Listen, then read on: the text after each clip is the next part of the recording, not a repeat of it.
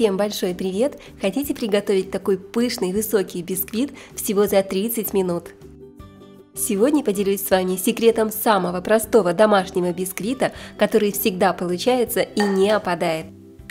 4 куриных яйца разбиваю в миску.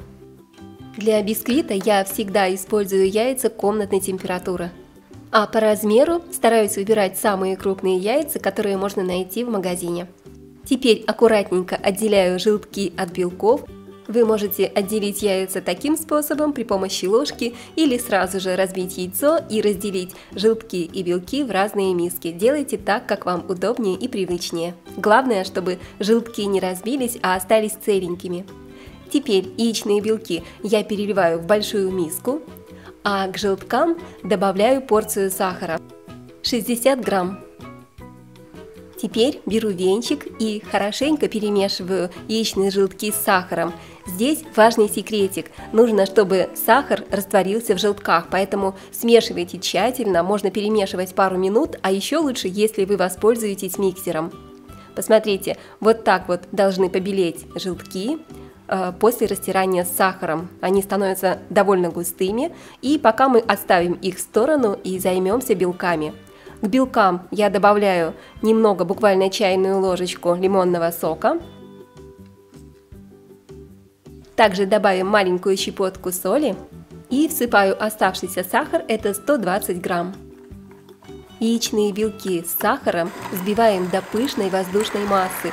Это очень важно для воздушного бисквита. Обратите внимание, как масса увеличивается в объеме и меняет цвет. Она становится более густой. И посмотрите, вот такой белоснежный, красивый, как снежная шапка. Вот так отлично взбились белки, друзья. Бисквит получится замечательный. И если мы с вами перевернем миску с белками, можем даже подержать над головой, белки должны не шелохнуться и остаться влитыми в миску. В отдельной миске смешиваю 170 грамм муки, 15 грамм кукурузного крахмала, 1,5 столовых ложки и 10 грамм разрыхлителя. Здесь у нас взбитые яичные желтки. Вливаем желтки в миску к взбитым белкам. И еще один секретик, маленькая ошибка, которую часто допускают хозяйки и которая очень сильно влияет на результат. Когда перемешиваем яичные желтки со взбитыми белками, делать это нужно очень аккуратно при помощи силиконовой лопаточки или ложки. Ни в коем случае не используйте миксер, потому что он просто перебьет яичные белки и тесто может опасть. По этой же причине слишком долго смешивать белки с желтками не нужно, только до объединения ингредиентов. И теперь в 2-3 приема просеиваем в тесто муку с крахмалом и разрыхлителем и аккуратненько, еще раз аккуратненько перемешиваем. Я люблю и часто пеку бисквит, не используя никакого разрыхлителя, но делюсь этим рецептом с вами и советую добавить разрыхлитель, если вы готовите бисквит в первый раз и вам нужно гарантированно, чтобы он получился и совершенно не опал. Это самый простой домашний рецепт бисквита, поэтому при приготовлении бисквита впервые используйте разрыхлитель.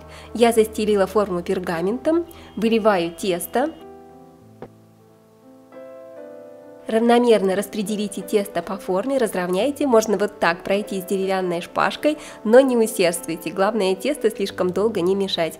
Духовку я заранее разогрела, она хорошо прогрета до температуры 180 градусов, отправляю бисквит в духовку и выпекаю 30 минут.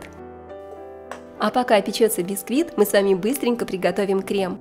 Беру кастрюльку, разбиваю 2 яйца, добавляю 90 грамм сахара и 45 грамм кукурузного крахмала. Все хорошо перемешиваю до однородности, чтобы не было комочков. Вот такой густой крем получается. Вливаю сюда в крем 600 мл молока. Все еще раз хорошо перемешиваю. Отправляю крем на огонь, довожу до кипения и загустения. Прекрасный, очень вкусный и нежный заварной крем готов, а также готов наш бисквит. Я уже достала его из духовки, аккуратно снимаю пергамент. Посмотрите, какой высокий и пышный бисквит получается. Главное, во время выпекания не открывайте дверцу духовки, потому что бисквит может опасть. А также подбирайте температуру выпечки, ориентируясь на свою духовку, потому что духовки все разные, они отличаются друг от друга. И время выпечки тоже может немного отличаться. Готовность бисквита проверяйте сухой зубочисткой. Если зубочистка выходит без следов теста из бисквита, значит он готов. А я, не теряя времени, уже полным ходом собираю торт. Разрезала бисквит на 2 части. И так как это простой базовый бисквит, который любит сочную пропитку, поэтому пропитайте его любым сиропом. Я пропитываю сиропом из сгущенного молока, разбавленного водой. В любой пропорции можете это сделать на ваш вкус. Сверху на корж выкладываю заварной крем, равномерно распределяю.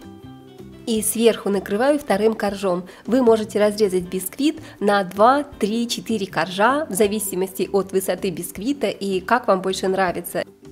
В крем вы можете добавлять любые фрукты, кусочки фруктов, бананов, апельсинов, все, что у вас найдется. Также, конечно же, ягоды, тертый шоколад, орехи. Используйте все, что найдется на вашей кухне, добавляйте смело в выпечку, фантазируйте. За много лет я уже знаю, что зрительницы моего канала самые лучшие хозяйки, и у вас самая лучшая фантазия.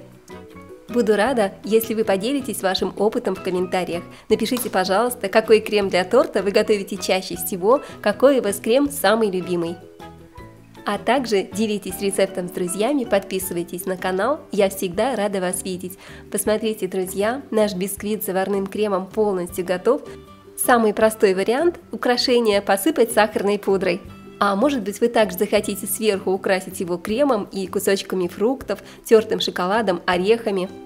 И напоследок подскажу пару вариантов кремов для бисквита. Это может быть сметанный крем, сметана, смешанная с сахаром и ванилью, творожный, а также взбитые сливки.